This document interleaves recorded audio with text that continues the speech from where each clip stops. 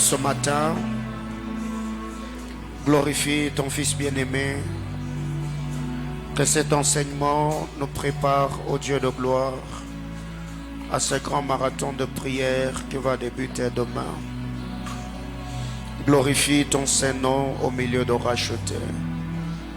Donne-moi la force, la sagesse, le mot, le verbe qu'il faut, ô Dieu de gloire, afin d'édifier ton Église ce matin.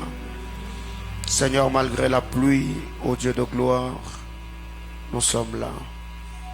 Bénis ceux qui sont en route. Bénis ceux qui sont ici. Bénis, Père, tous ceux qui vont suivre ce message sur les nets. Que ta grâce, que ta grâce, que ta grâce sois avec nous. Au nom de Jésus. Amen. Amen, amen. Dieu soit loué. Alléluia. Pouvez-vous m'aider à saluer votre voisin? Dites à cette personne que vous êtes un vaillant. Alléluia. Malgré le menace de la pluie, vous êtes là. Alléluia. Et cela n'est pas donné à tout le monde. Et sur ce, une fois de plus, nous vous saluons au nom précieux de notre Seigneur Jésus-Christ. Nous saluons tous les internautes. Que le Seigneur vous bénisse abondamment.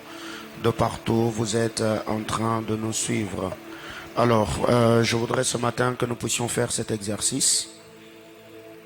C'est le dimanche, donc ceux de la presse, ils risqueront de ne pas bien faire le travail.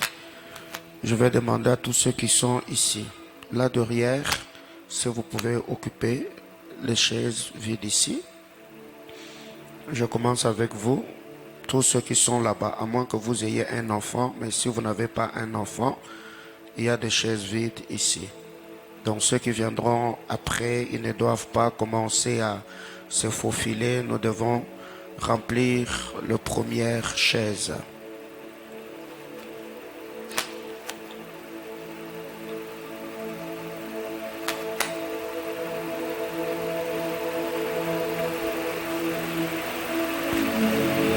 Dieu soit loué. Alléluia. Alors, je me tourne ici. Vous qui êtes là-bas, vous vous avancez aussi un peu ici devant. Ceux qui sont là derrière, ici, c'est étranger, vous qui êtes là-bas, vous pouvez occuper la première chaise. Merci beaucoup. Merci. Merci, merci, merci, merci. Il y a encore des chaises vides. C'est lui que je vois là-bas, c'est Milka. Donc, il y a encore des chaises vides. Il y a encore des chaises vides devant. Si on peut.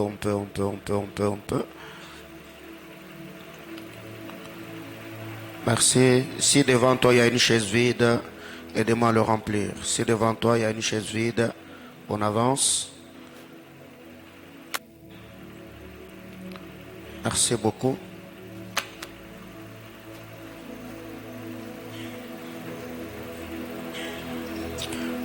Que le Seigneur nous bénisse abondamment. Vous êtes de la maison, ce n'est pas toujours intéressant que chaque culte, que l'on vous demande de prendre la première place, ce n'est pas du tout intéressant. Donc nous devons apprendre à mieux faire les choses. Luc chapitre 11, nous allons lire le verset 1er et la partie A du verset 2. Luc, évangile selon Luc 11, le premier et le partie A du verset 2. Luc 11, merci. Luc chapitre 11, Luc chapitre 11, le premier et le deuxième verset, mais on prendra beaucoup plus la partie A. Vous êtes là? Lisons ensemble 1, 2, 3, go. Jésus priait un jour à un certain lieu. Lorsqu'il eut achevé, un de ses disciples lui dit, Seigneur, enseigne-nous à prier comme Jean l'a enseigné à ses disciples. Le verset 2, il leur dit, quand vous priez, dites, Père, que ton nom soit sanctifié, que ton règne vienne, parole du Seigneur. Je nous prie de répondre à nos places. Alors, comme je le dis, je vais exploiter le verset 1er et la partie A du verset 2, parce que ce matin, je ne suis pas venu enseigner sur la prière de notre Père. Jésus priait un jour à un certain lieu. Lorsqu'il eut achevé de prier, un des disciples lui dit, Seigneur, enseigne-nous comment prier. Comme Jean l'a enseigné à ses disciples. Il leur dit, quand vous priez, dites. Je m'arrête là. Quand vous priez, dites. Alors, lisons Matthieu chapitre 26, le verset 41. Matthieu 26, 41. Veillez et priez afin que vous ne tombiez pas dans la tentation. L'esprit est bien disposé, mais quant à la chair, elle est comment? Faible. Veillez et priez afin que vous ne tombiez pas dans la tentation. L'esprit est bien disposé, mais la chair est faible. Alors, ce matin, par la grâce du Seigneur, je vais donner un enseignement. Je m'efforcerai par la grâce de Dieu de parler calmement ce matin, parce que c'est un enseignement vraiment d'une très haute envergure qui va nous préparer à affronter déjà le programme de Beraka, qui ce matin, Beraka 2023, sera sa première fois de jeûner avec nous pendant 30 jours. Waouh, vous êtes nombreux. Alléluia. Donc, dis à ton voisin, ça va te bénir. Toi qui as déjà jeûné, bien sûr. Dis à ton voisin que ça va te bénir. Alors, ce matin, comme nous savons, nous ne sommes pas de ceux qui jeûnent à la fin de l'année. C'est une très mauvaise politique, c'est une très mauvaise stratégie. Après avoir subi toute l'année, après avoir fourni tant d'efforts, après avoir libéré assez d'énergie, on attend la fin de l'année pour commencer à prier. Non, nous sommes de ceux qui attaquent l'année. Nous prions, nous jeûnons, nous consacrons notre année dans la prière, attendant la manifestation glorieuse de la puissance de Dieu et désirant que le Seigneur par sa grâce étende sa main et qu'il nous bénisse. Et pour cela nous rendons le Seigneur, nous rendons à Dieu de multiples actions de grâce de nous avoir rendu utile toute la semaine, ce qui a fait que le mercredi et le vendredi je n'étais pas ici au culte, ce que nous avons intervenu au ministère international Camp de Refuge que dirige le pasteur Emmanuel Batombi. Je vous assure, le Seigneur nous a vraiment rendu utile. L'onction prophétique nous accompagnait là-bas. C'était très bénissant. Alors, ce matin, le thème de mon enseignement, je l'ai intitulé « Enseigne-nous comme Jean l'a enseigné ». Enseigne-nous comme Jean l'a enseigné. Enseigne-nous comme Jean l'a enseigné. Enseigne-nous comme Jean l'a enseigné. Bien-aimés dans le Seigneur, en lisant la parole de Dieu, la Bible déclare dans les livres de Luc que nous venons de lire, Jésus, un jour il priait quelque part parce que c'était dans ses habitudes. Il était accoutumé à prier, à jeûner, ce qui fait à ce que, qu'en lisant la parole de Dieu, Matthieu chapitre 4, le verset 1er, à peine qu'il venait de recevoir son baptême, la Bible déclare, il fut conduit au désert par l'Esprit où il jeûna pendant 40 jours et 40 nuits. Donc, la prière, c'était l'habitude de notre Seigneur Jésus. Très tôt le matin, quand vous lisez les évangiles, il s'est retiré au désert, il priait, il cherchait Dieu. Alors, si Jésus-Christ, fils de Dieu, par essence, il priait, il cherchait Dieu, à combien plus forte raison, nous qui sommes fils de Dieu par adoption. C'est que s'il lui priait, s'il lui jeûnait, nous devons également être de ceux qui gênent, de ceux qui prient. Jésus était en train de prier. Après avoir fini de prier, l'un des disciples ne l'a pas interrompu dans la prière. Il a attendu que le Seigneur finisse avec son programme de prière pour lui poser la question.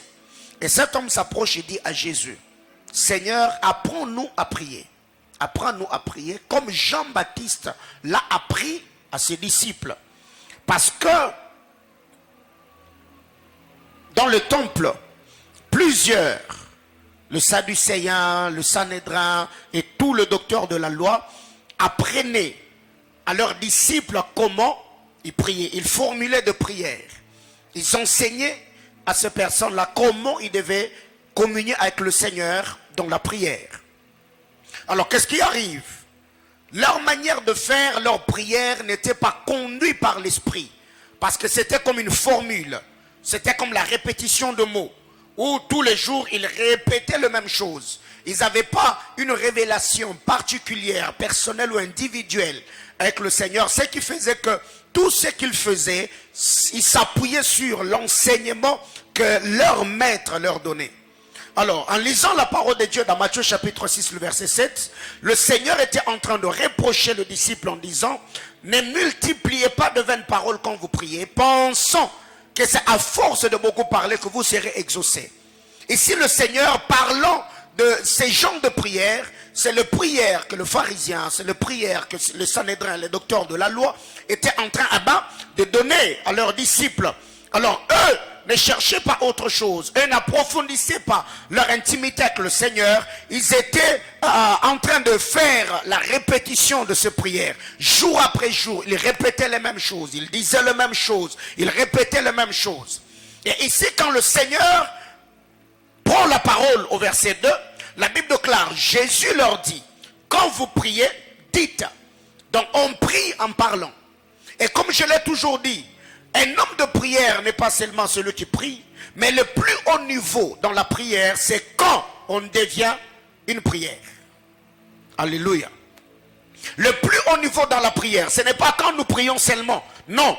Le plus haut niveau dans la prière, c'est quand toi-même tu es devenu une prière. Ça veut dire la prière devient ton style et ton mode de vie.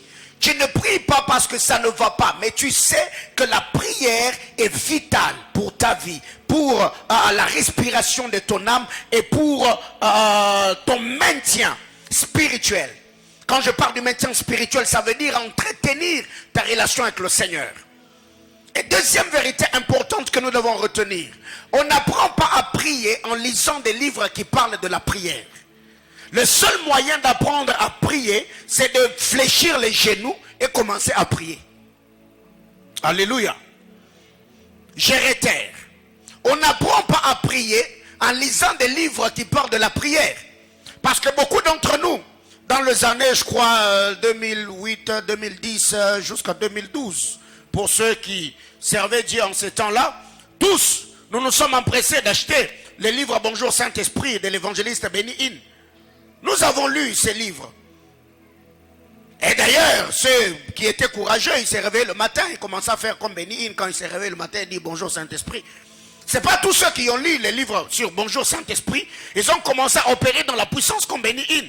Ce n'est pas tous ceux qui ont lu les livres sur Bonjour Saint-Esprit qui ont entretenu qui ont eu une relation assez profonde avec la personne du Saint-Esprit. Alors qu'est-ce qui arrive? Ne lisons pas seulement, mais au-delà de lire, pratiquons. Alléluia.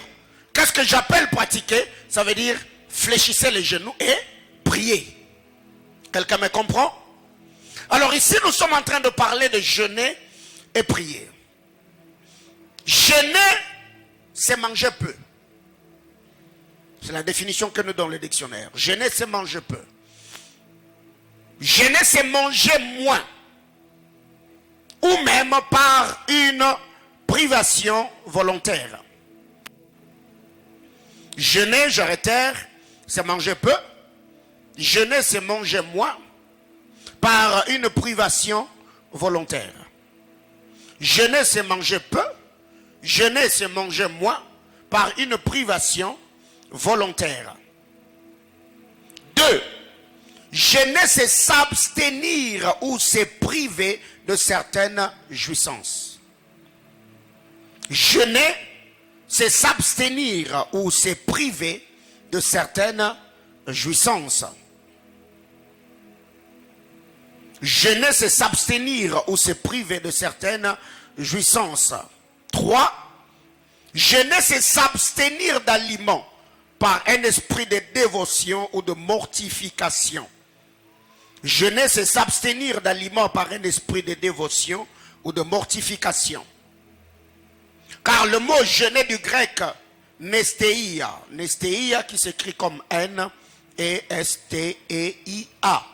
nestéia. Nestéia qui veut dire l'état de celui qui ne mange pas. Nestéia, c'est l'état de celui qui ne mange pas. Bien aimé, déjà retenons ceci. Un homme de jeûne ou un homme spirituel n'est pas celui qui donne à manger à l'estomac parce qu'il a faim. Un homme spirituel est celui qui dicte son estomac quand est-ce que l'estomac doit manger. Quelqu'un me comprend? Un homme spirituel ne mange pas parce qu'il a faim. Un homme spirituel mange pour entretenir son corps. Mais le manger dont il est question ici, quand il a un programme de prière, un homme spirituel n'arrête pas de jeûner parce qu'il a faim. Un homme qui est spirituel est celui qui sait discipliner son estomac quand est-ce que l'estomac doit manger. Ce qui fait qu'il y a beaucoup de gens aujourd'hui qui n'arrivent pas à aller au bout avec le programme que le Seigneur les a inspirés. Il y a plusieurs personnes qui n'arrivent pas à jeûner seulement parce qu'il a commencé la prière.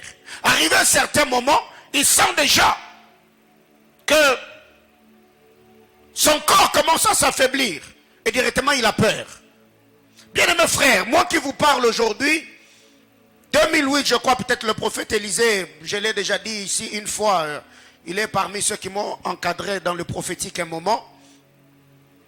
Donc, je n'arrivais pas à jeûner.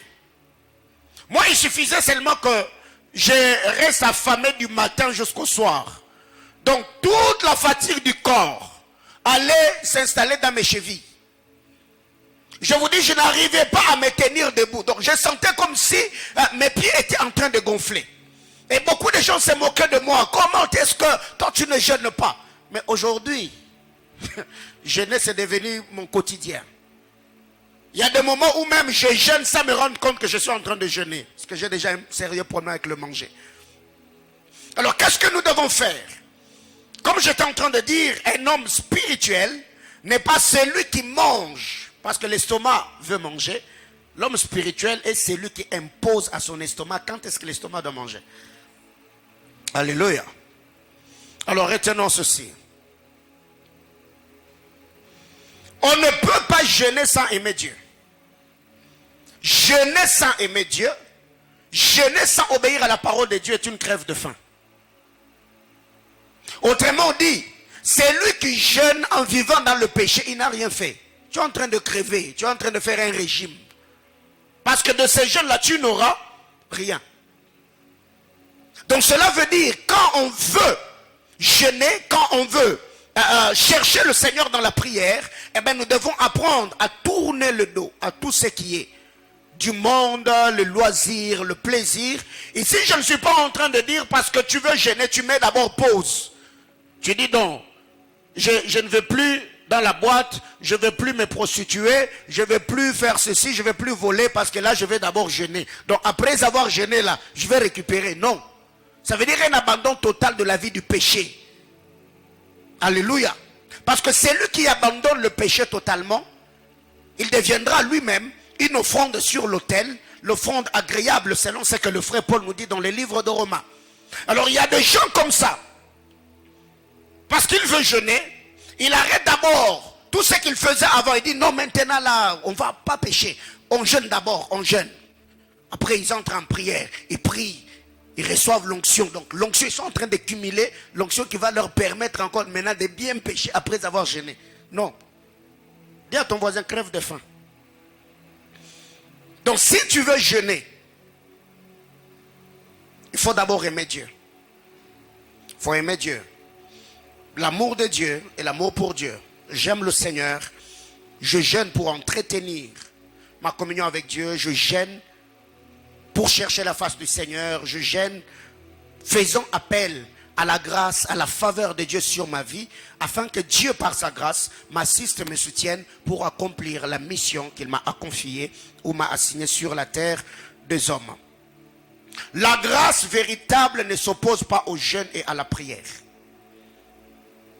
Car il y a plusieurs personnes qui prêchent mal la grâce. Oh non, à la croix, Jésus a déjà tout fait. Nous ne pouvons plus jeûner, donc nous croyons seulement. Non.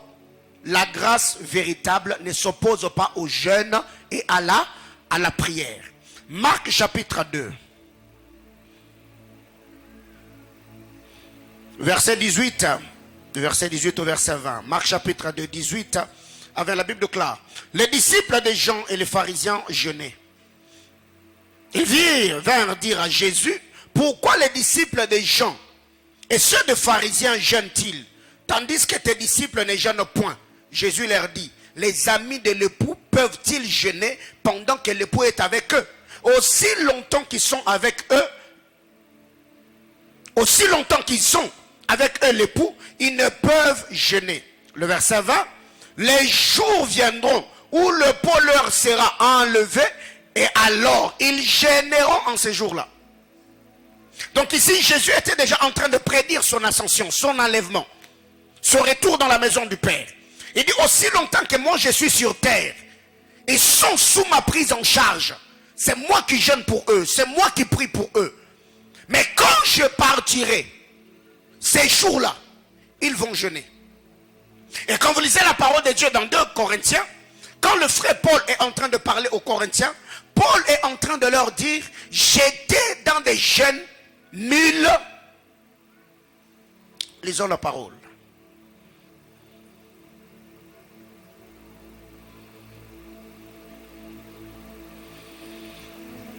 2 Corinthiens chapitre 11, le verset 27. Paul, lui-même l'apôtre de la grâce. J'ai été dans le travail, dans la peine, exposé à de nombreuses veilles, à la faim et à la soif, et à des jeûnes multipliés. Donc par moment, nous devons arrêter cette mentalité congolaise. Où par moment, nous avons entendu nos soeurs et nos frères chanter « Oh, Abraham Asalanini ». Papa, il faut arrêter. C'est que par moment, vous n'avez jamais bien lu l'histoire d'Abraham. « Oh, Joseph Asalanini pour Akoma Elembo ». Seigneur, qu'est-ce que Joseph a fait pour... Non, qu'est-ce qu'il a fait? Lisez l'histoire de Joseph. Lisez l'histoire d'Abraham. Lisez l'histoire de tous ceux qui ont marché avec Dieu. Vous allez vous rendre compte que ces hommes-là étaient des hommes de sacrifice. Paul était dans des jeûnes multipliés. Alors quelqu'un va, oh Seigneur, je prie, utilise-moi comme Paul. Cet homme, la Bible déclare, il fut ravi en esprit jusqu'au 3e ciel. Papa, toi tu penses que c'est seulement comme ça là? Non. Paul, quand il parle de lui, Paul le prédicateur de la grâce, Paul l'apôtre de la grâce, il dit qu'il était dans le jeûne multiplié et dans la prière. Et même, Actes des Apôtres chapitre 13, la Bible déclare, après avoir jeûné et prié, ils les imposèrent le main. C'est la consécration de Paul et Silas. C'est que, lisez la parole de Dieu, tous les hommes qui ont marché avec le Seigneur dans l'église primitive, c'était des hommes de jeûne et de prière. Donc si tu vois quelqu'un qui vient te prêcher la grâce en te disant non, toi tu n'as pris des sacrifices à faire, toi tu ne peux plus jeûner parce que la Bible déclare, Jésus a fait tout à notre place. Non, c'est une grâce déséquilibrée. Sinon, Paul n'allait pas jeûner, les apôtres n'allaient pas jeûner, les disciples dans l'église primitive, ils n'allaient pas jeûner. Alléluia.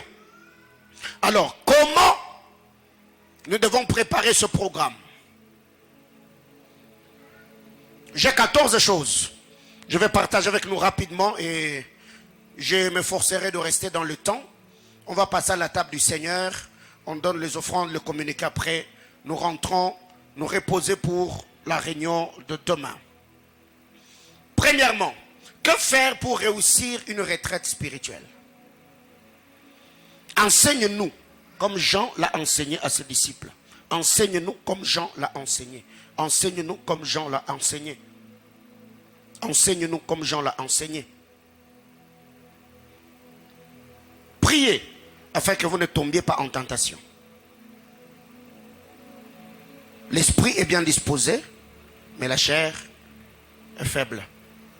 Donc le jeûne affaiblit la chair et donne la force à l'esprit afin de nous pousser à obéir à la parole de Dieu. Premièrement, si tu veux réussir une retraite spirituelle, commence d'abord à trouver un cadre qui va te permettre à bien prier. Trouve-toi un cadre qui va te permettre à bien chercher la face de Dieu. 1 Samuel chapitre 1er, le verset 7. Je vous ai dit ce matin, je me forcerai de parler calmement parce que je dois me faire comprendre. 1 Samuel chapitre 1er, le verset 7. Et tous les années, il en était ainsi. Chaque fois qu'Anne montait à la maison de l'Éternel, Pénina la mortifiait de la même manière. Alors elle pleurait, elle ne mangeait point. Elle pleurait, elle ne mangeait point. Elle pleurait, elle ne mangeait point. Voyez-vous? Ici, Anne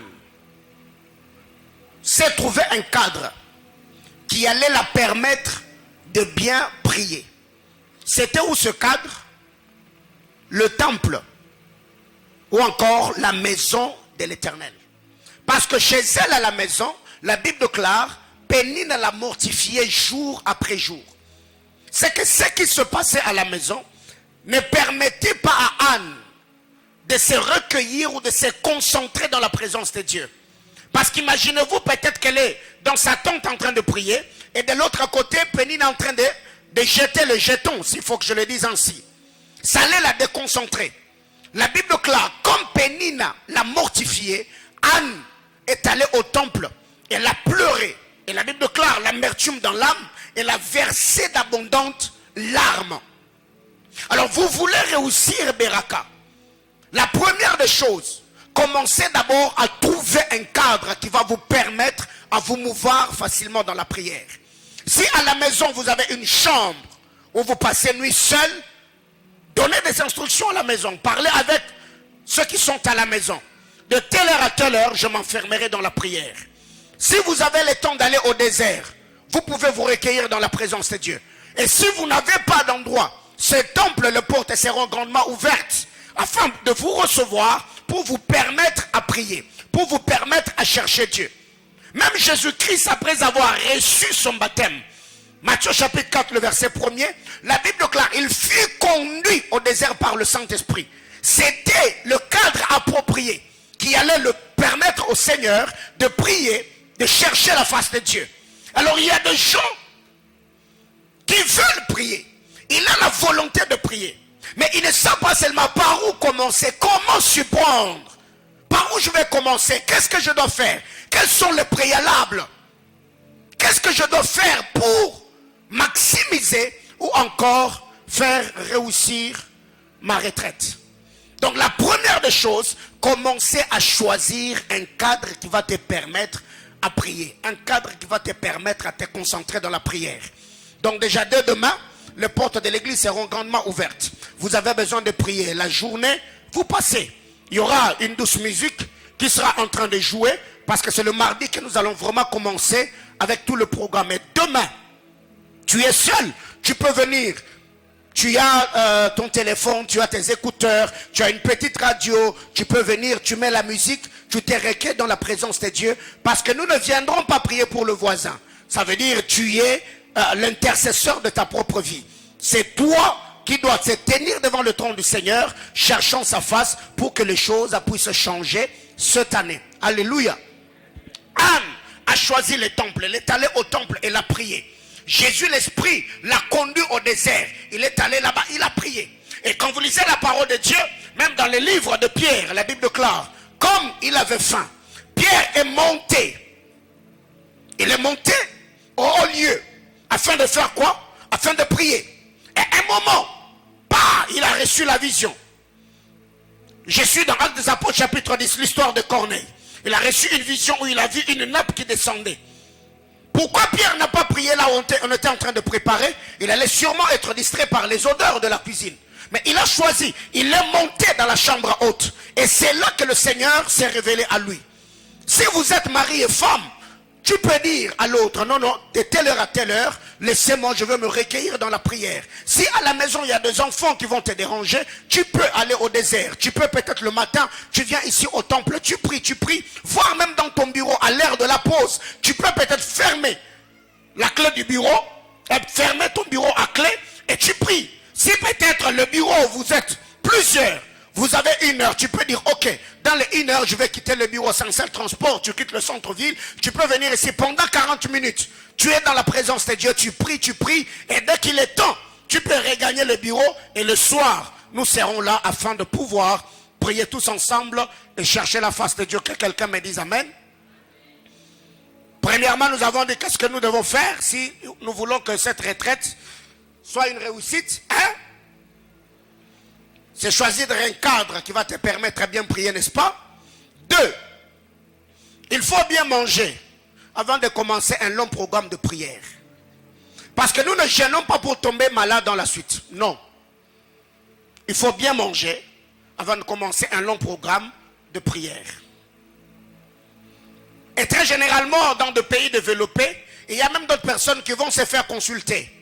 Il va voir son médecin. J'ai tel et tel autre programme. Checkez-moi d'abord le corps. Qu'est-ce que je peux prendre comme aliment pour le bien-être de mon corps? Et le médecin peut donner des conseils. Non, il faut que tu prennes tel et tel autre aliment. Mais qu'est-ce que nous devons faire? Avant de commencer un long programme de prière, il faut bien manger. Quand je dis bien manger, ça ne veut pas dire que tu manges tout. Parce que là, c'est l'esprit des Congolais. Oh non, comment je vais entrer déjà en prière là? Donc tu te mets à manger. Quand il y a l'haricot là, tu manges. Quand il y a viande, tu manges. Quand il y a boukari, non, non. Là, tu es en train de te détruire. Bien manger veut dire manger sainement. Manger bio. Beaucoup de fruits, beaucoup de légumes et boire beaucoup d'eau. Alléluia. Donc, comme aujourd'hui là, en rentrant à la maison, tu peux déjà te discipliner. Tu prends seulement le fruit, tu prends la bouillie et le soir tu bois du thé. Tel que je te connais. Ah non. Donc toi et les boukari là, vous devez en finir aujourd'hui. Et là tu te fais du mal. Alléluia. Là tu vas te faire du mal. Donc il faut bien manger. 1 Samuel chapitre 1er le verset 9. 1 Samuel 1,9, la Bible déclare. Anne s'éleva après qu'on l'eut mangé et bu à Silo. Le sacrificateur Élie était assise sur un siège près de l'un des poteaux du temple. Après qu'on eut mangé et bu. Donc avant que Anne aille pleurer, vraiment pleurer au temple là, Anne a d'abord mangé. Quelqu'un me comprend? Et elle a d'abord mangé, elle a bu. Après elle est allée au temple. Donc elle n'est pas allée pleurer en état de jeûne. Non, elle avait d'abord mangé. Donc elle a vraiment mangé. Elle a mangé. Elle a bu. Après avoir mangé et bu, afin d'avoir la force d'aller maintenant pleurer, elle est allée. Elle a pleuré jusqu'à ce que Dieu a exaucé. Quelqu'un me comprend? Est-ce que quelqu'un me comprend? Alors qu'est-ce que vous devez faire? Donc aujourd'hui déjà, mettez les boukari de côté. Vous rentrez à la maison.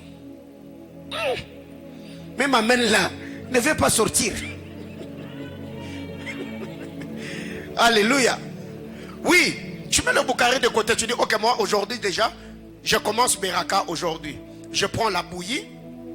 Si on a préparé le sommet, tu prends. Mais si tu as un problème d'estomac, j'en parlerai. Si tu as un problème de gastrite et tout, il faut être équilibré. Parce que nous ne gênons pas pour tomber malade. Ok? À moins que Dieu t'a dit que sois en état de jeûne, parce qu'en jeûnant, je vais te guérir. S'il n'a pas dit ça, ce n'est pas le pasteur qui a imposé aux gens de jeûner. Hein? Eh oh? Allô? Donc, nous ne gênons pas pour mourir. Nous ne gênons pas pour tomber malade. Donc, nous devons être équilibrés. Alléluia. Donc, il faut bien manger. Il faut bien manger. Donc, déjà, en rentrant, tu prends le fruit. Tu prends le fruit, tu prends des légumes, tu prends de l'eau et tu te reposes. S'il faut dormir, tu dors. Tu verras que demain, tu auras la force, tu auras l'énergie. Et il y a des choses que vous pouvez prendre. Il ne faut pas prendre des boissons énergisantes.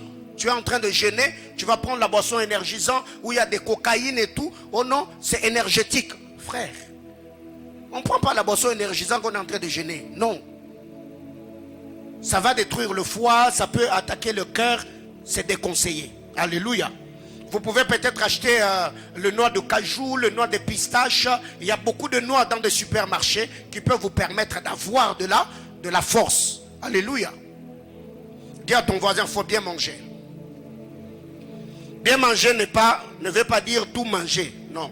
Bien manger, ça veut dire manger sainement et que cette nourriture-là soit équilibrée. 3. Il faut rebâtir l'autel de l'intimité. Avant d'aller jeûner, rebâtissez l'autel de l'intimité. Daniel chapitre 9, du verset 3 au verset 5. Daniel chapitre 9, du verset 3 au verset 5. Néhémie chapitre 1er, le verset 6. Daniel 9 plutôt, 3 à 5. Néhémie 1, 6. Troisième chose, il faut rebâtir l'autel de l'intimité. Qu'est-ce que j'appelle rebâtir l'autel de l'intimité? C'est se confesser avant de jeûner. La prière de confession. Tu sais que tu as offensé Dieu. Tu sais que tu as péché, tu as désobéi à sa parole. Ne commence pas à jeûner directement. Non. Quand vous lisez la parole de Dieu, le livre de Daniel, le livre de Néhémie, Daniel s'est mis à confesser ses péchés et les péchés de ce père. Donc, il faut se confesser. Seigneur, pardonne-moi, lave-moi par ton sang. Je veux me tenir devant ton trône. Seigneur, agrée mes prières. S'il y a une chose qui pouvait faire obstruction à ces programmes, Seigneur, je prie que ton sang me lave, que ton sang purifie. Et quand tu pries, tu es sincère. Et si même il y a un péché qui t'est bloqué au fait, le péché chéri, comme on le dit souvent, tu n'arrivais pas à t'en débarrasser. Et dans la prière, tu peux confesser ce péché-là. Tu peux le citer par le nom. Seigneur, tu sais bien que je suis un homme colérique. Dans ces programmes de jeûne, Seigneur, donne-moi la maîtrise de soi. Seigneur, donne-moi la douceur. Je ne veux pas rater ce jeûne parce qu'il y a telle et telle autre chose. J'ai un défaut caractériel. Seigneur, j'ai offensé X, j'ai offensé Y. Tu demandes pardon. Tu rebâtis l'autel. Parce que même à la montagne de Carmel, Élie l'a fait. Il a dit d'abord, amenez-moi 12 pierres. Il a rebâti l'autel. C'est ainsi que le feu est descendu. N'est-ce pas? Mais il y a des gens qui se foutent de tout. Il veut aller en jeûne. Déjà comme demain c'est Beraka là. Donc aujourd'hui, on s'appelle. Est-ce qu'on peut aller s'asseoir quelque part? Il boit.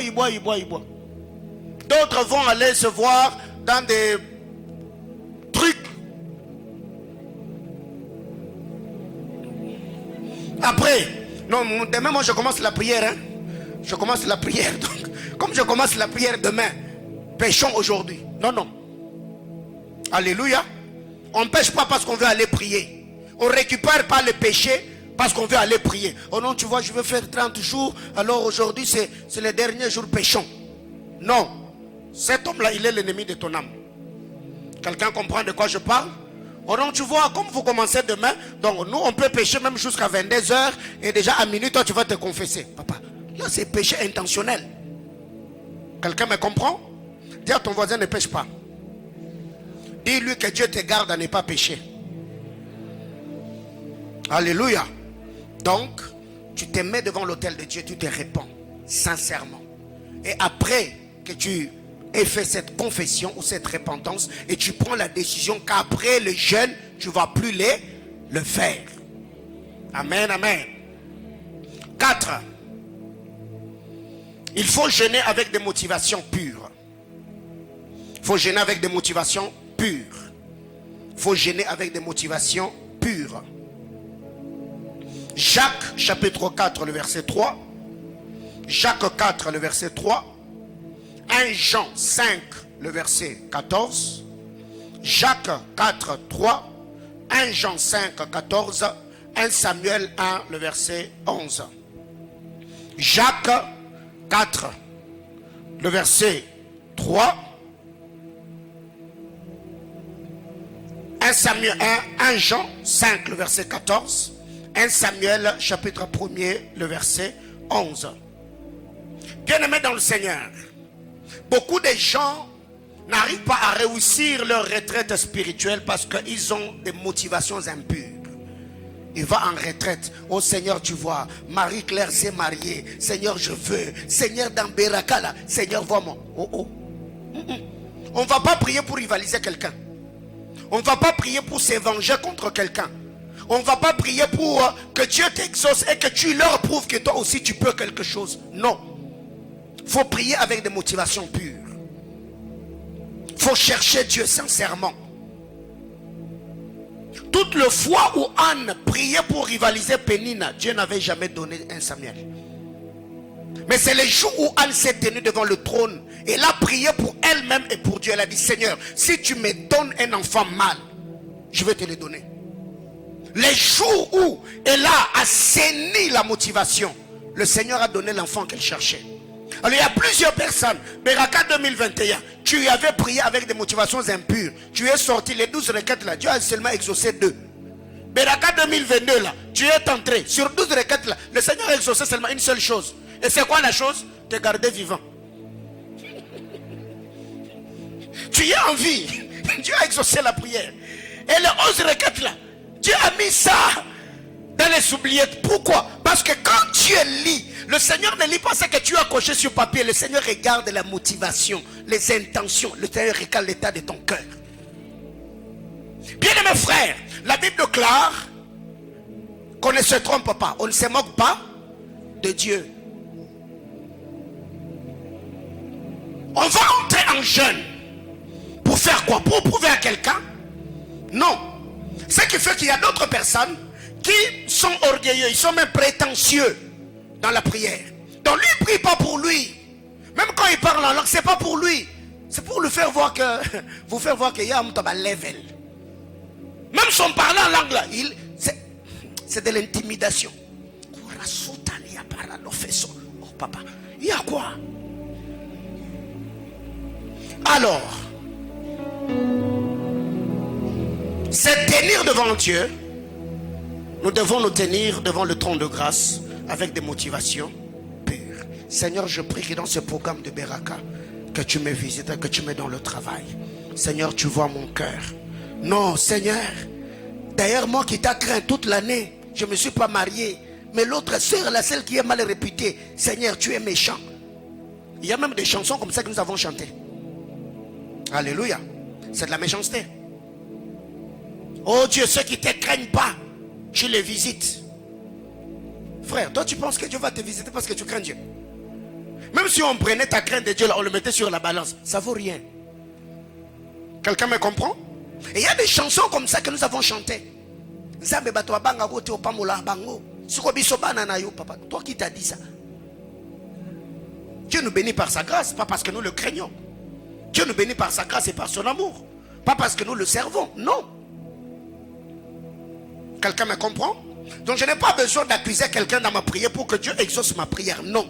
Je me tiens devant le Seigneur, m'appuyant sur sa parole. Seigneur, tu as dit dans ta parole. Seigneur, tu as dit dans ta parole. Seigneur, tu as dit dans ta parole. Je ne dois pas prendre les succès de quelqu'un en le brandissant devant le Seigneur pour dire à Dieu que tu es méchant, tu es injuste. Et j'ai même entendu des gens comme ça prier. Oh Seigneur, même le prostitué avorte. Mais comment est-ce que moi je n'ai pas d'enfant? Oh. Et toi tu penses que ça c'est vraiment suffisant pour convaincre Dieu pour que Dieu te donne des enfants? Non.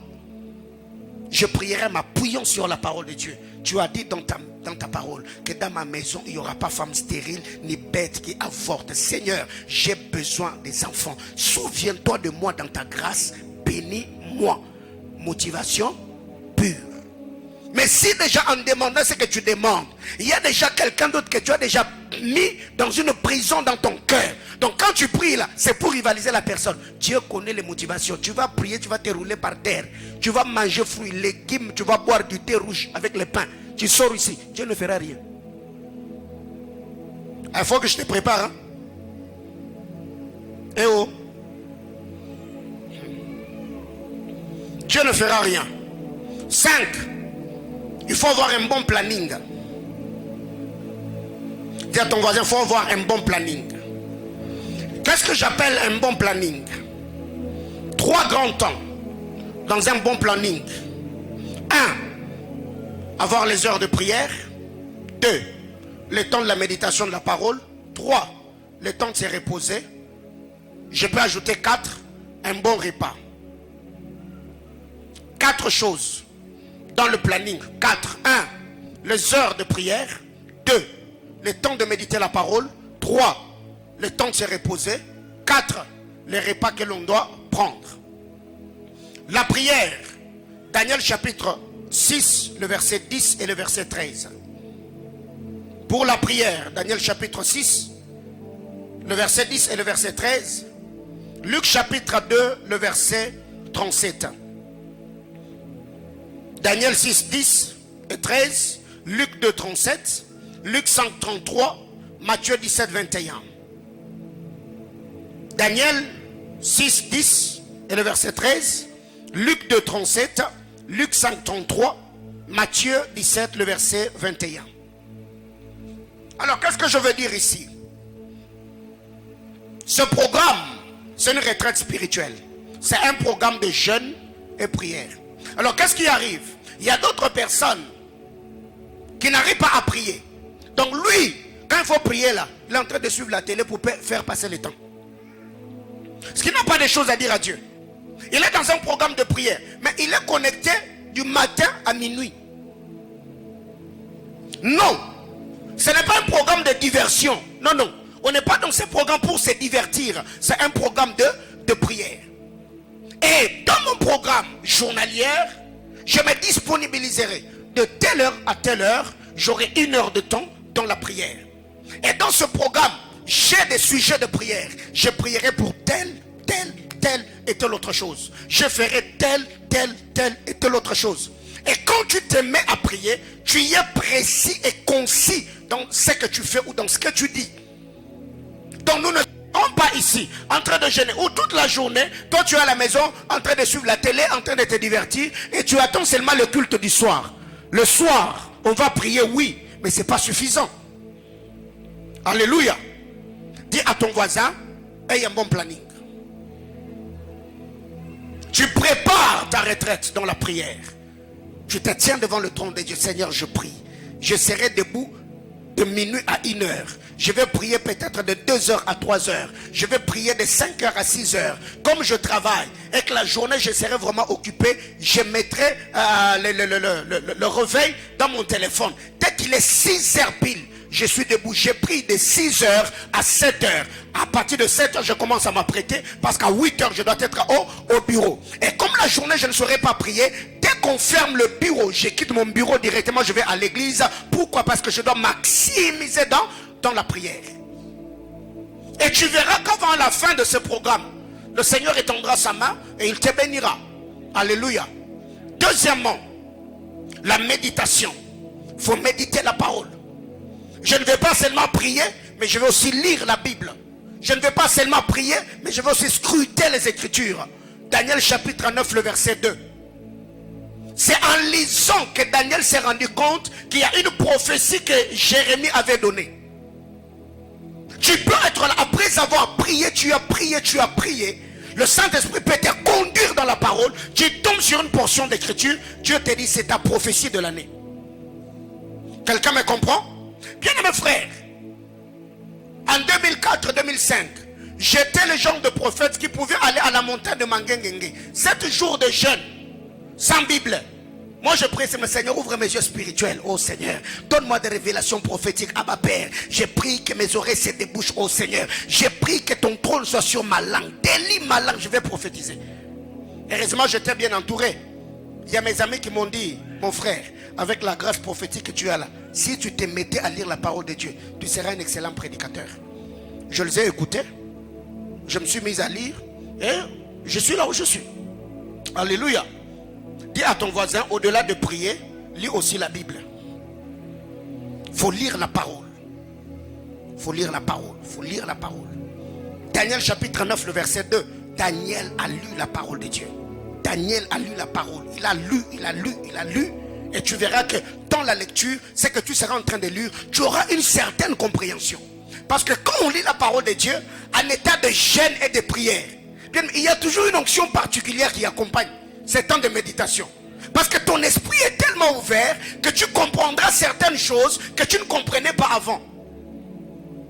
3. Un temps de repos. Marc 14, le verset 14. Marc 14, 14. La Bible déclare, quelque part qu'il entre, dit au maître de la maison, le maître dit, où est le lieu où je mangerai la Pâque avec mes disciples?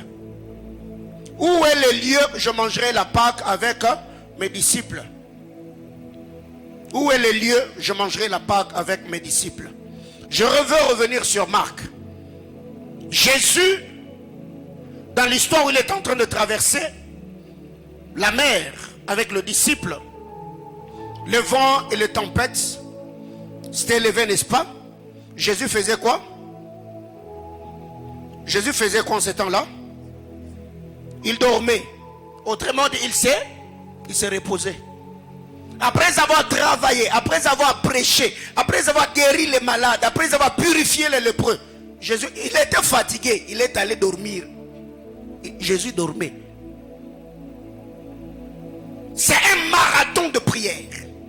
Donc, je prie, je jeûne, je médite la parole, mais j'ai aussi un temps de repos. Le temps de repos, après avoir jeûné et prié, tu peux te reposer en dormant, en écoutant de la musique, et tu peux recevoir une révélation extraordinaire. Dis à ton voisin, aie aussi un temps de te reposer. Parce que tu n'es pas une machine. Si tu n'as pas le temps de repos, je te dis déjà avant que ne soit vendredi, tu vas bailler. Tu vas même te dégoûter de Berakala. Tu vas te fatiguer. Surtout pour ceux qui travaillent. Tu es au boulot, tu touches à ceci, tu fais tourner le cerveau, tu es au volant, tu as des courses la journée. Si tu n'as pas suffisamment le temps de te reposer, tu risquerais de tomber malade en plein programme de jeûne. Jésus, la Bible déclare ici, il a dit aux disciples, allez-y, dites au maître de la maison, où est l'endroit où je mangerai la Pâque avec mes disciples? Le Seigneur avait besoin d'un cadre qui allait le permettre de prendre le repas spirituel avec le disciple, ce que nous appelons la Pâque. Mais il avait besoin d'un cadre. Et ce cadre-là n'était pas seulement le cadre pour prendre le repas, mais surtout c'est le lieu du repos. Parce que Christ ne pouvait pas manger, prendre la Pâque au désert, la foule allait déranger. Il pouvait le prendre à la montagne, sinon l'onction de la prière allait déranger. Mais il avait besoin d'un cadre. Il est allé là. On lui a dit, tel endroit. Les disciples ont préparé la Pâque, ils sont venus, ils ont mangé. Et nous connaissons très bien l'histoire. Donc ce que je vais nous demander ici, au-delà de prier, prions, c'est une très bonne chose. Jeûnons, c'est une très bonne chose. Méditons la parole est une très bonne chose. Mais ayez également le temps de vous reposer. Tu as prié, tu as crié, tu as prophétisé, tu as déclaré, tu as reçu des révélations. Mais aussi, tu mets une douce musique. S'il faut dormir, tu fais quoi? Tu dors. Quatrième point. Quatrième sous-point, bien sûr. Le repas. 1 Samuel chapitre 1er, le verset 19. 1 Samuel 1, 19. Il faut manger. Anne est allée au temple. Avant de commencer la prière, la Bible déclare, après avoir mangé et bu à Silo, il va au temple. Elle a pleuré, elle a prié jusqu'à perdre la voix. Quand le sacrificateur arrive et dit à Anne que le Dieu d'Israël, au devant de qui tu t'es tenu, exauce la prière. La Bible déclare, après qu'elle soit rentrée dans sa maison, elle n'est pas allée jeûner, elle est allée manger. 1 Samuel 1, 19. Anne a mangé. Ça veut dire, ce n'est pas seulement un programme de jeûne à sec, non. Et il ne faut pas avoir le courage et l'audace. Oh non, moi, Berakala, je vais le faire à sec, frère, tu vas crever. Il faut rappeler à ton voisin que c'est 30 jours. Quelqu'un me comprend? Donc, un bon repas. Tu jeûnes, tu pries, tu médites, tu te reposes. Mais le soir, en rentrant à la maison, tu prends du thé, tu prends la bouillie, tu prends des légumes, tu prends des fruits, tu bois beaucoup d'eau et tu vas au lit, tu te reposes. Et tu verras même que pendant Beraka, il y a même des gens qui ont des teints extraordinaires parce que tu manges bio. Je vous assure. Tu manges bio. Et cela va également te permettre d'avoir une santé saine. Une santé saine parce que tu ne prends pas trop de trucs, pas trop de viande. Non. Quand tu manges beaucoup de légumes, beaucoup de fruits, tu bois beaucoup d'eau, tu verras que même ton corps, certaines cellules du corps vont... Alléluia. Quantième point? 6e ou 7e? 6e point. Il faut rappeler à Dieu ses promesses. Il faut rappeler à Dieu ses promesses. Dans la prière, il faut rappeler à Dieu ses promesses. Néhémie chapitre 1er, le verset 8 et le verset 9. Néhémie 1, 8 à 9. Il faut rappeler à Dieu ses promesses dans la prière. Bien aimé, c'est pour cette raison que dans cette église, on ne veut pas une onction prophétique qui crée de l'effervescence. Non. Quand on ne prophétise pas, on est calme. On te dit, tu t'appelles tel, ok. On te donne ton numéro téléphonique, ok. On donne les noms des membres de ta famille, ok. On te donne l'oracle de Dieu. Dieu a dit, il y a ça, il y a ça, il y a ça. Et sur le champ, si tu n'as pas un bloc-notes et si tu n'as pas un stylo, en rentrant à la maison, il faut mettre la prophétie par écrit. Dieu m'a dit telle et telle autre chose. Tu verras que même dans ta prière, tu vas t'appuyer sur les promesses que tu as. Mais il y a des gens ici, vous allez de prophétie en prophétie, de prophète en prophète. Déjà même les choses qu'on vous a prophétisées avant-hier là, vous avez déjà oublié, mais vous cherchez encore d'autres prophéties. Mais non. Pendant Beraka, quelles sont les paroles que le Seigneur t'a données, sur lesquelles tu dois t'appuyer dans la prière? Au-delà des prophéties bibliques, est-ce que tu as une parole, une promesse individuelle, personnelle que Dieu t'a faite? Et appuie-toi sur cette parole-là. Prie avec. Parce que Néhémie l'a fait. Il a dit, tu as dit à nos pères, si l'on péchait, tu vas nous disperser. Si on s'est repentait, qu'on revenait vers toi, tu vas nous rassembler et tu vas nous ramener. Seigneur, souviens-toi de ta parole. C'est pour cette raison, frère, j'aime pas une onction prophétique effervescente où les gens sont embrouillés, agités. Non. Parce que nous devons écouter l'oracle de Dieu. Qu'est-ce que Dieu a dit? Qu'est-ce que je dois faire? Parce que dans l'ainsi dit le Seigneur, il y a deux choses. Il y a l'information, il y a l'instruction. L'information, c'est les intentions de Dieu. Dieu te dit, il y a tel projet, il y a tel programme. Mais qu'est-ce que tu dois faire pour y arriver? C'est ça que j'appelle l'instruction. Faites telle et telle autre chose. Mais toi seulement parce qu'on t'a appelé par les prophètes. Il te dit, ma soeur, oh mon Dieu, oh mon Dieu, oh mon Dieu. Qu'est-ce que je suis en train de voir? Je vois la lettre K suivie de A. Évanoui. Et la suite là, qui va entendre pour toi? Même si tu as besoin de tomber, essaie quand même de piquer, tu restes debout. Professeur, les prophètes parlent. Il dit, papa. Il te dit, ma soeur, ainsi a parlé le Seigneur. Après toi-même. N'est-ce pas? Parce que tu as déjà entendu ce qu'on avait. On devait te dire, n'est-ce pas? On a seulement dit, tu t'appelles Mutombo. Directement, tu commences à courir. Papa, est-ce que toi, tu ne savais pas que tu t'appelais Mutombo? À un moment, il y a des questions que je me pose. Il y a quoi? Dis-moi une chose qu'on t'a dit que si c'est ton numéro téléphonique, c'est ton numéro, n'est-ce pas? Si c'est l'adresse de la maison, c'est l'adresse de votre maison. Si on t'a dit que ta tante là était décédée le 17 septembre, est-ce que cette date là, toi tu ne le savais pas? On voit des gens agités comme ça dans les églises. On n'est pas posé, on est agité. Ils commencent à courir. C'est même parce qu'on t'a dit que tu t'appelles Chirung. Attends toi-même. Alléluia. Ça, c'est pas cette école. Donc ici, chez nous, quand on te prophétise, tu es calme. Tu es calme, tu es vraiment calme. Dieu a dit, Dieu a dit, Dieu a dit, Dieu a dit, Dieu a dit. Merci beaucoup, Seigneur. Si tu as ton offrande, tu scelles. S'il faut te mettre dans la prière, tu pries. C'est ça la mentalité chrétienne. Il ne faut pas être agité dans la vie. Amen, amen.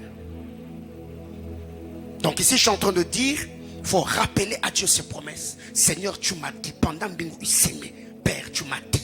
Si peut-être il n'y a pas de promesse que Dieu nous a dit que nous sommes des décideurs influents. Tu peux t'appuyer sur ça. Dieu nous a dit que le ciel nous donnera la rosée et la terre le meilleur produit. Tu peux t'appuyer. Dieu nous a dit que nous dépasserons les frontières interdites. Tu peux t'appuyer sur ces choses. Dieu a dit que c'est l'année de la prise en charge. Tu t'appuies sur ces promesses et tu pries. Seigneur, je prie que cette année, que l'alliance de la prospérité qui est attachée à mon église, Seigneur, j'engage cette alliance. Tu as dit à mon pasteur qu'il est le père des rois et des sacrificateurs. Seigneur, je prie que tu me donnes la capacité de m'imposer, de régner, de dominer. Bien aimé, c'est sérieux. Et pourquoi tu as prié ainsi? Parce que tu connais ces choses. Mais si tu n'es pas informé, alléluia, c'est un. Il faut prier dans la plénitude de la foi. Il faut prier dans la plénitude de la foi. 1 Samuel chapitre 1er, du verset 14 au verset 20. Anne va au temple, elle se met à pleurer. Seigneur, bénis-moi. Seigneur, visite-moi. Seigneur, exauce-moi. Le sacrificateur arrive. Il regarde Anne. Que le Dieu d'Israël, au devant de qui tu as pleuré, exauce ta prière. Après, Anne, elle a continué à pleurer? Non. Elle n'a plus pleuré. La Bible déclare, elle s'éleva, elle a rendu grâce. Elle est rentrée dans sa maison. La Bible mentionne, elle mangea et but, et son visage ne fut plus la même. Et cette année-là, Dieu est venu. Anne a manifesté sa foi. Mais le problème avec vous, c'est quoi? C'est que quand tu entres en Beraka, 30 jours de jeûne et prière, quand seulement nous ici, là, on dit Amen, Amen, on clôture avec le programme. Tu vas maintenant à la piscine de Bethesda. Tu entres encore en jeûne et prière de 14 jours. Dès que tu vas finir dans l'église piscine de Bethesda, tu vas encore dans l'église de Siloé. Église de 21 jours. C'est pour cette raison même, ma soeur, tu as encore 22 ans, mais tu as déjà vieilli. Et quand maintenant le prophète te regarde, oh, ma soeur, je vois la masque. Non, il n'y a pas masque de vieillesse. Il faut arrêter, prends un peu soin de toi. Tu as déjà jeûné pendant 30 jours. Fais-toi belle, parfume-toi. Esther l'a fait. Elle a jeûné pendant, elle ne s'est lavée pas pendant 3 jours. Elle a jeûné. Après avoir jeûné, elle s'est parfumée. Et là, tu allais maintenant pour rencontrer le roi. Maintenant, le problème avec vous, c'est que quand on va finir Beraka là, toi tu vas encore aller dans quel autre programme? Alors, chaque mois, toi tu es toujours en prière. Tu n'as pas le temps de prendre soin de toi. Alors maintenant, les mariages là que tu as demandé dans Beraka là, l'homme là tu vas le trouver où? Au désert. Et d'ailleurs, même quand tu vas au désert là, tu mets babouche et chaussettes en pleine ville de Lubumbashi. Tu prends pantalon d'ongui là, jogging, tu mets, et tu prends panier là, tu mets dessus. Oh, Dieu m'avait dit, je vais me marier. Ah, maman, faut enlever chaussettes et babouche là. Mets talons, parfume-toi, fais-toi belle. Hein? Mets truc, ça s'appelle comment? Make-up. Et d'ailleurs, même quand tu es en train de marcher, tu parles en d'autres langues. Les sobres. Ça fait beau. Mais le problème avec vous, au-delà de prier, toi-même là, tu as même pris le masque de quelqu'un qui jeûne. Moi, à Kinshasa, j'ai connu un frère comme ça au point où même le pasteur Marcelin en parlait. Frère, toi vraiment là, on n'a même pas besoin de savoir que tu jeûnes. Donc toi-même, tu jeûnes plus. Toi-même, tu es devenu le jeûne. Quand tu regardes, donc toi-même là, c'est le jeûne. Ton voisin, il faut arrêter. 2023, c'est l'année de la prise en charge. On prie, mais on a foi. Nous croyons que le Seigneur va le faire. Il faut arrêter de se mortifier, de se morfondre. Non. Que Dieu te rajeunisse. C'est ça aussi le problème avec le frère. Tous les frères qui ont la calvitie là, par moment, vous ne vous nourrissez pas bien. Les cheveux commencent à partir. Parce que toi, tu es stressé. Tu jeûnes encore. Tu pries beaucoup. Papa, cheveux là, ça va pousser par où? Et tu vois quelqu'un comme ça qui a 22 ans, déjà partout ici, là, les cheveux partis. Papa, comment c'est arrivé? Parce que ça, il faut que le berger Yohanan m'explique. Ses frères sur qui avaient beaucoup de cheveux. Donc Yohanan avait beaucoup de... Dans 43 ans, Tous les cheveux partis.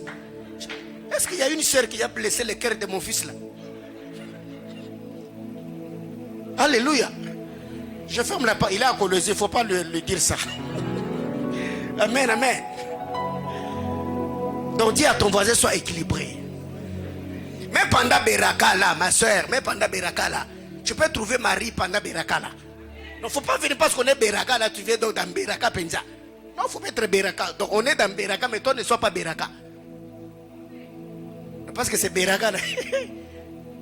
Donc tu vois les habits là que tu mettais pour faire la lessive, la vaisselle là. Non, moi je suis en état de prière. Non, non. Donc tu viens, tu es en état de jeûne prière. Bien parfumé. Tiré à 4 épingles. Classe. Même quand tu pries là. Charisme. Il ne faut pas être trop agressif. Déjà tu es jeune sœur. Tu as 27 ans, 28 ans. On dit seulement chasser les démons.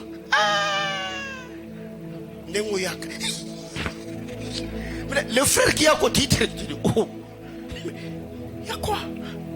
Il y a quoi? Donc déjà avec ça là, donc dans ma maison, si elle est fâchée, parce que là, elle est fâchée contre un Satan qu'elle ne voit pas. Tu vois déjà, Satan qu'elle n'a jamais vu, elle est fâchée comme ça. Mais si déjà moi là, tu peux chasser des mots en français, Seigneur, au nom de Dieu. Là, je me mets à prier, je chasse, je démolis toute puissance satanique au nom de Jésus. Ça fait beau. Mais si tu sens, il faut qu'on vunge, frère. Il faut mettre les Français de côté. Il faut lever talon là. Donc, il faut chasser. Alléluia.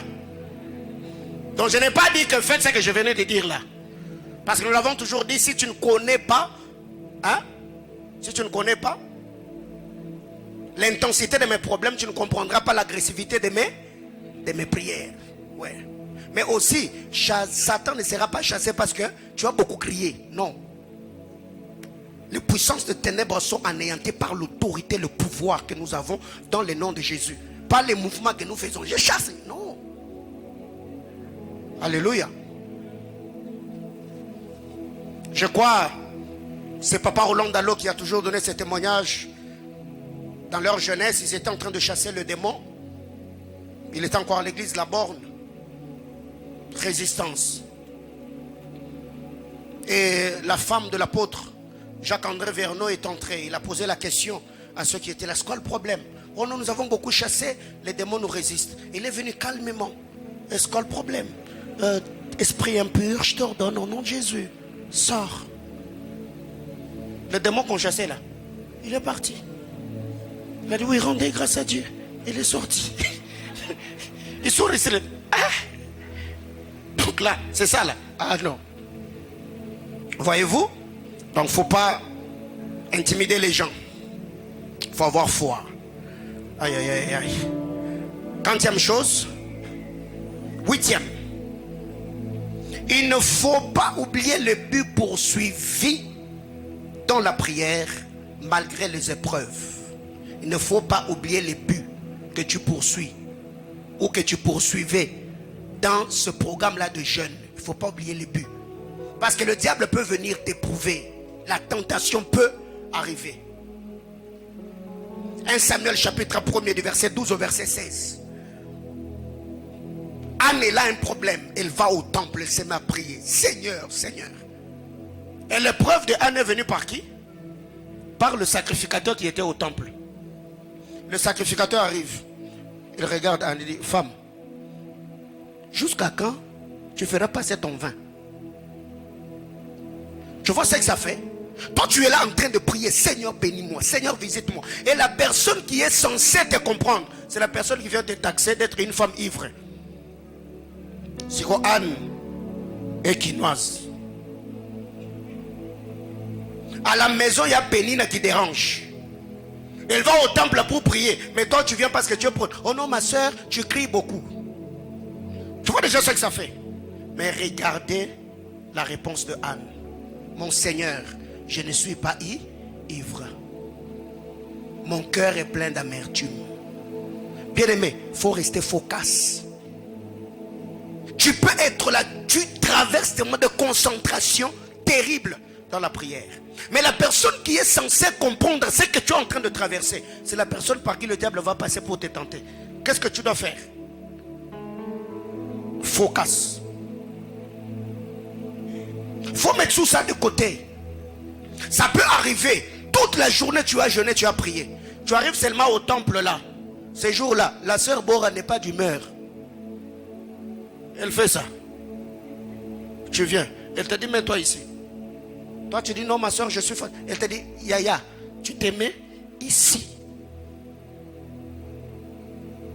Comment tu vas réagir? Et toi tu vas te dire, non, non, moi je suis fatigué, je vais me mettre là. Et elle va maintenant appeler sa bergère.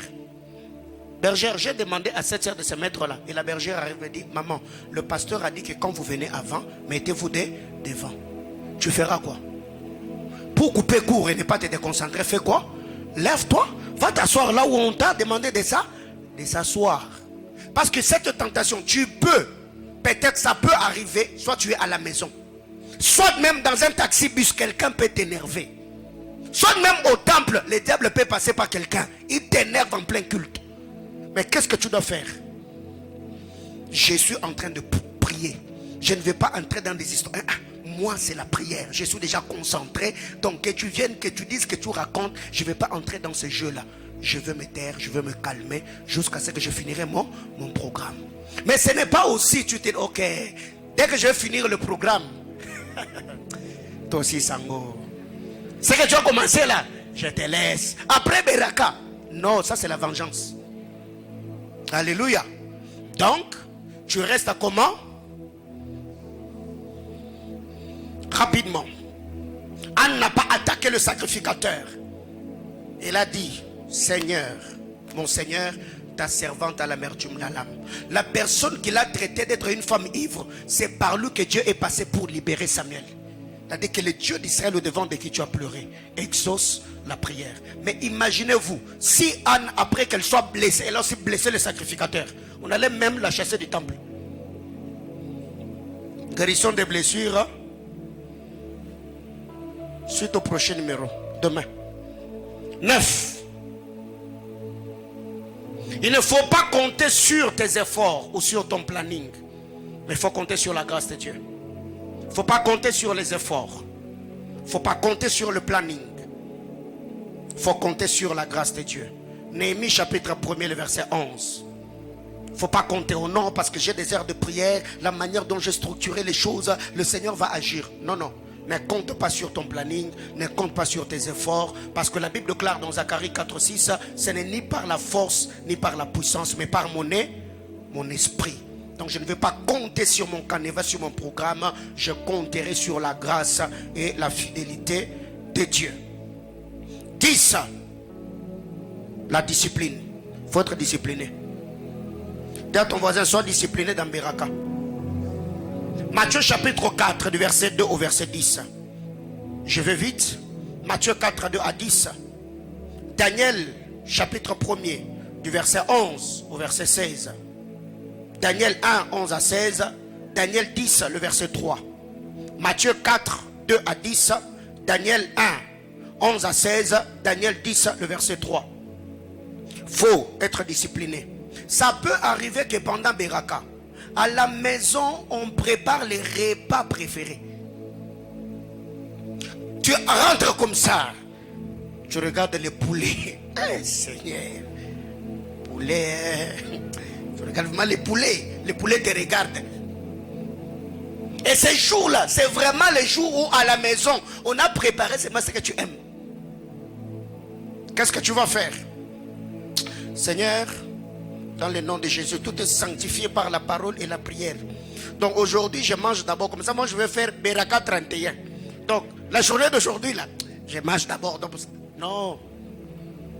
Il faut être discipliné. C'est pourquoi, quand tu sais que tu es un homme spirituel, il ne faut pas avoir des plats préférés. Il faut manger tout. De peur que le diable te tente parce que tu aimes le plus.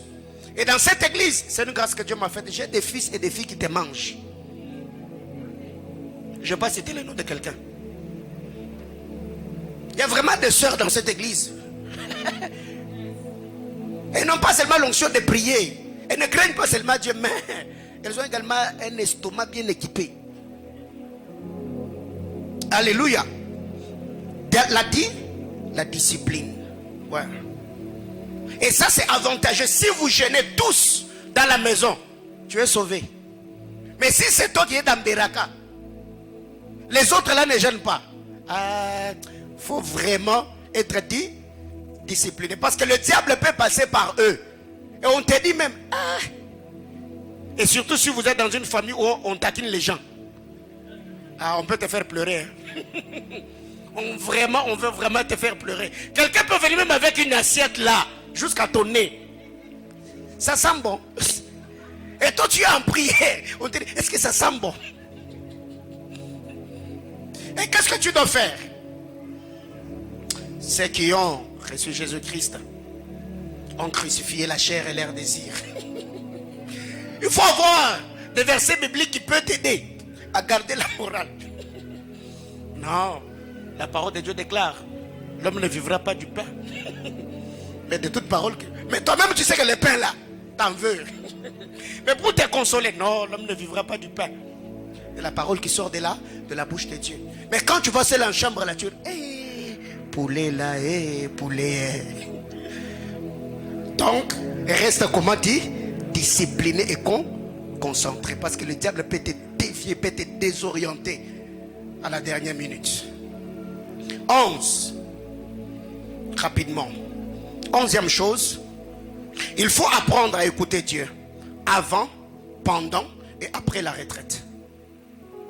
Il faut apprendre à écouter Dieu avant, pendant et après la retraite. Avant, c'est 1 Samuel chapitre 1er le verset 7. 1 Samuel chapitre 1er le verset 7. 2 Chroniques chapitre 20 le verset 3. Avant la retraite, 1 Samuel 1, 7. 2 Chroniques 20 le verset 3. Pendant la retraite, 2 Chroniques chapitre 20 le verset 14 et le verset 15. Avant la retraite, 1 Samuel 1, 7. 2 Chroniques 20 le verset 3. Pendant la retraite, 2 Chroniques chapitre 2 le verset 14 et le verset 15. Après la retraite, 1 Samuel chapitre 1er le verset 17, le verset 18 et le verset 28. Donc, que je répète? Ok. Avant la retraite, 1 Samuel 1, 7. 2 Chroniques 20 le verset 3. Pendant la retraite, 2 Chroniques chapitre 20 le verset 14 et le verset 15. Après la retraite, 1 Samuel chapitre 1er le verset 17, le verset 18 et le verset 28. Qu'est-ce qui arrive? Il y a plusieurs personnes qui ont saisi ou capté la pensée de Dieu avant la retraite. Mais pendant la retraite, les réseaux ou les ondes spirituelles sont brouillées. Ils n'arrivent plus à entendre Dieu. Soit il y a d'autres qui entendent Dieu avant la retraite, pendant la retraite, mais après la retraite, on est distrait. Non. Il faut écouter Dieu avant la retraite. Tu écoutes Dieu pendant la retraite et tu continues à écouter Dieu après la retraite. Faute de temps, je ne saurais pas aller plus loin. 12e chose, mais tout ce que je viens de dire là, vous le trouverez dans le texte que je vous ai donné. 12e chose, il faut mettre par écrit toutes les instructions que Dieu va te donner dans la retraite. Les instructions. C'est pour cette raison que pendant Beraka, la première semaine, je me concentrerai pour enseigner. À partir de la deuxième semaine jusqu'à la fin, on va couler dans le prophétique. Donc je vous assure, on va couler dans le prophétique. L'onction de Dieu va nous accompagner dans ce programme. Dieu va parler. Et tout le service, le fils de prophète de la maison, je travaillerai également avec eux pendant ce programme. Il faut mettre par écrit les instructions que nous recevons de Dieu. Daniel chapitre 12, le verset 4. Daniel 12, le verset 4. Dieu a dit à Daniel, scelle la prophétie. Car au temps de la fin, plusieurs la liront, la connaissance augmentera. Daniel 12, 4. Habakkuk chapitre 2, le verset 2. Écris la prophétie, grave-les sur les tables de pierre, afin qu'on la lise couramment, Pourquoi nous devons lire la prophétie? Parce que la lecture de la prophétie va nous pousser à prier pour l'accomplissement de la prophétie. Mais qu'est-ce que Dieu a dit? Écris, grave la prophétie afin qu'on la lise couramment. Ésaïe chapitre 8, le verset 16. Il faut mettre par écrit. Daniel 12, le verset 4. Habakkuk 2, 2. Ésaïe 8, le verset 16. 13. Apprendre à rester silencieux pour écouter Dieu dans la prière. Beaucoup de gens n'écoutent pas Dieu parce que vous lui parlez beaucoup, mais vous ne lui laissez pas le temps de vous parler. Il faut apprendre à écouter Dieu, apprendre à rester silencieux. Après que tu aies prié, un moment tu restes calme, tu ne parles pas. Et aussi en restant silencieux, veille à ce que tes pensées ne puissent pas divaguer. Parce qu'il y a d'autres personnes, quand ils restent silencieux, ces pensées maintenant, ça prend des ailes, ça part. Tu commences à penser à des choses qui n'édifient pas. Ça, il faut éviter. Habakkuk chapitre 2, le verset 1er. Habakkuk 2, le verset 1er. Habakkuk parle, il dit, j'étais à mon poste et j'attendais ce que Dieu allait me après ma plainte. Donc après avoir prié, Habakkuk n'a pas seulement continué à prier, il est resté maintenant calme parce qu'il devait recevoir l'instruction de Dieu après avoir prié. Psaume chapitre 37, le verset 7. Psaume 37, le verset 7. Psaume 37, le verset 7. 14. Il faut mettre tes intentions de prière par écrit afin de prier comme il se doit. Il faut mettre tes requêtes par écrit. Je prends un exemple. Tu as 15 sujets de prière. Tu les mets par écrit. 1. Je vais prier pour la réussite de mes enfants. 2. Pour la restauration de mon mariage. 3. Pour le travail de mon mari. 4. Pour ma famille. 5. Pour ma communion avec Dieu. 6. Pour mon ministère. 7. Pour mon élévation. 8. Pour mes projets. 10. Tu mets par écrit. Et tu vas maintenant scinder ce programme. Tu diras peut-être le premier jour, je vais me concentrer sur tes sujets de prière. Quand je suis à la maison, quand je suis au bureau, même à l'église, je vais prier seulement pour ces deux choses. Seigneur, je demande, bénis-moi. Seigneur, je prie que tu mettes sur mon chemin des hommes providentiels. Seigneur, je prie pour mon ministère, que la connaissance des Écritures. Seigneur, je prie que les écailles qu'il y a sur mes yeux tombent. Tu pries, tu pries, tu pries, et tu verras que tu vas prier. Pourquoi? Parce que tu as déjà mis par écrit les choses qui te tiennent à cœur. Mais aussi, ne bloque pas le Saint-Esprit pour ne pas t'inspirer pendant que tu seras en train de prier. Parce que tu peux être là, tu pries pour le travail, mais le Saint-Esprit te donne un autre sujet de prière. Prie pour telle chose. Après avoir prié, ne mets pas ces sujets de prière là de côté. Ajoute-les sur la liste de tes requêtes et continue à prier pour cela. Quelqu'un me comprend? Donc il faut mettre par écrit. Je vais prier pour cette chose. Et d'ailleurs, même les 12 choses que nous mettrons dans le panier, tu peux écrire ces choses-là, tu les mets dans le panier, mais tu as une autre copie ou le même 12 choses que tu as mis dans le panier, tu as un autre papier. Et ce n'est pas un péché que de venir avec ces 12 choses-là tous les jours au culte. Il y a un panier qui te représente, il y a un papier plutôt qui te représente devant l'autel dans le panier, mais tu viens avec l'autre papier. Quand on dit prions, tu peux prendre ton papier là, tu les mets par terre, tu lis tes requêtes. Seigneur, je prie pour ça. Seigneur, je prie pour ça. Seigneur, je prie pour ça. Et tu verras que Dieu étendra sa main, il te fera grâce. 15e et dernière chose, je m'arrête là. Il faut apprendre à bâtir l'autel pour sceller la prière. Il faut apprendre, après avoir jeûné et prié, il faut apprendre à bâtir un autel. Autrement dit, déposer sur l'autel un sacrifice qui va accompagner de prières. 1 Roi chapitre 3 le verset 15. 1 Roi chapitre 3 le verset 15. 1 Roi 15. 1 Roi 3 15. 1 Roi 8 le verset 54 et le verset 63. 1 Roi chapitre 13 le verset 1 Roi chapitre 3 le verset 15. 1 Roi chapitre 8 le verset 54 et le verset 63. Donc tu pries, tu pries, tu pries, tu crois que Dieu t'a exaucé. Il faut toujours bâtir un autel. Seigneur, je crois que tout ce que je t'ai demandé dans mes prières, tu m'as exaucé. et je verrai ces choses. Étant reconnaissant, je donne cette offrande. Je bâtis cet hôtel parce que je crois que tu l'as fait. Que Dieu nous bénisse abondamment. Est-ce qu'il y a quelqu'un qui a été béni ce matin? Je devais continuer avec le message de dimanche passé sur le vol rapide. Mais alors que je priais, le Seigneur m'a dit de revenir sur cet enseignement que j'enseigne pour nous préparer. Parce que déjà demain, nous serons là dans le programme de prière. Alors avant de donner les offrandes, nous allons passer à la table du Seigneur. Hier, le matin, nous étions à la montagne avec les intercesseurs, le partenaire spirituel. On était au désert de Kra. On a beaucoup prié. Et ceux qui avaient laissé leur nom, leur numéro téléphonique, le politique, les hommes d'affaires, hier, j'étais au désert avec vos noms, avec le papier sur lequel vous avez écrit. Nous avons prié, prié, prié. Et nous continuerons à travailler ainsi. Ce qui fait que le samedi prochain, je serai ici le matin avec les intercesseurs, le partenaire spirituel. C'est l'instruction que Dieu m'a donnée pendant ce programme de Beraka. Tout le samedi, nous serons ici de 8h à 11h. De 8h à 11h.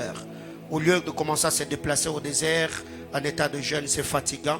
Mais nous serons ici afin de maintenir l'atmosphère de la prière. Cette année, comme je vous ai dit le dimanche dernier, je suis là avec vous. Nous allons prier, nous allons chercher Dieu. Et je crois de tout cœur que le Seigneur étendra sa main et fera éclater sa puissance.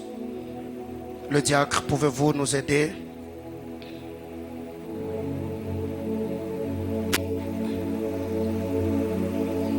La Sainte Seine, c'est un repas spirituel.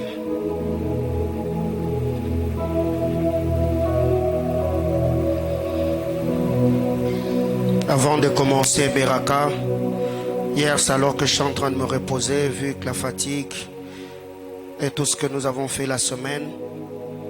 Je crois vers 17h, quand je me suis réveillé, le Seigneur m'a dit que nous puissions prendre la Sainte Seine. Et j'ai appelé Maman Dorcas, j'ai dit, organisez-vous, demain nous voulons passer à la table du Seigneur. Je ne vais pas enseigner sur la Sainte Seine, mais nous savons que la Bible déclare celui qui s'approche indignement à la table du Seigneur, c'est un jugement qui s'attire lui-même. Je voudrais ce matin que tu pries. Tu peux t'approcher ce matin étant malade. Dieu peut te guérir. Tu as un problème spirituel. Dieu peut opérer la délivrance. Tu as un problème de finances, ça peut se débloquer. Il y a de réclamations, un sang qui parlait contre toi. Ce matin, en prenant ce vin, en prenant ce pain, la main et la puissance du Seigneur peut se manifester dans ta vie. Est-ce qu'on peut élever nos voix? Prions le Seigneur.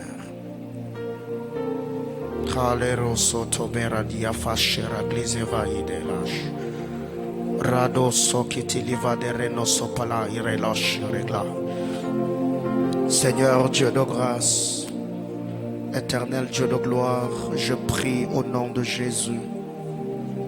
Seigneur, je demande que tu sanctifies ce vin. Éternel Dieu de gloire, la Bible déclare, après avoir pris la coupe, il leva les yeux et rendit grâce en disant, ceci est mon sang, le sang de la nouvelle alliance répandu pour vous. Abba Père, je prie que ta puissance soit infusée, éternel Dieu de gloire, dans cette coupe. Éternel Dieu de gloire, et quiconque s'approchera de ces repas spirituels, de cette table, que la puissance de Dieu éternel soit manifeste. Adonai, le roi de gloire, je prie pour ce pain. Seigneur éternel, la Bible déclare, après avoir pris le pain, il est rompu et rendit grâce en disant, ceci est mon corps donné pour vous. Je prie, éternel Dieu, tu m'as appris que le Saint-Esprit comprend le langage des signes et des symboles. Je prie, Abba Père, que ta main puissante agissante se manifeste. Au nom de Jésus-Christ, notre Sauveur. Amen. Alors,